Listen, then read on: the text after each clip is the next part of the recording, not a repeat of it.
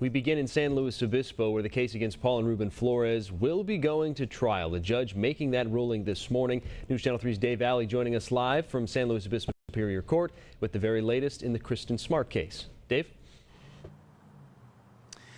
Joe, it is a landmark day in this 25-year-old case, which has become one of the most well-known and talked about cases in San Luis Obispo County history. After a marathon, month-and-a-half-long preliminary hearing, a judge has determined that Paul Flores will indeed stand trial for the murder of Kristin Smart. The ruling coming here inside San Luis Obispo County Superior Court earlier this morning. It was a packed courtroom when that ruling came down, filled with several members of the Smart family, as well as members of the public, the media, as well as District Attorney Dan Dow.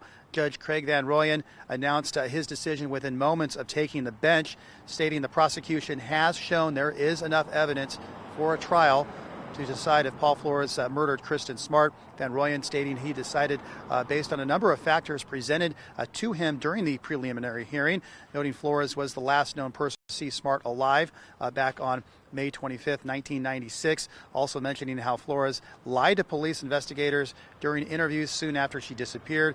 He also referenced how 4 cadaver dogs, independent cadaver dogs, all alerted to human decomposition inside of his dorm room during a search there in June 1996.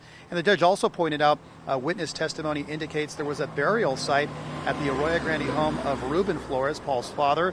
Evidence presented showing investigators found human blood and soil staining consistent with human decomposition inside a apparent gravesite under the deck of the home. Van Royen adding, since there is suspicion of a burial site on his property, Ruben Flores had knowledge of that, and he will also be held to charges. He has been accused of helping cover up the crime. Paul and Ruben Flores will both be back in court here on October the 18th. Ruben Flores remains out on bail, while Paul Flores remains in custody without bail. Both of them have pleaded not guilty to the charges. That's the latest from here. Reporting live in San Luis Obispo, Dave Alley, News Channel 3. Thank you so much. And the gag order remains in place in that case, so we will not be hearing from either side until it finishes.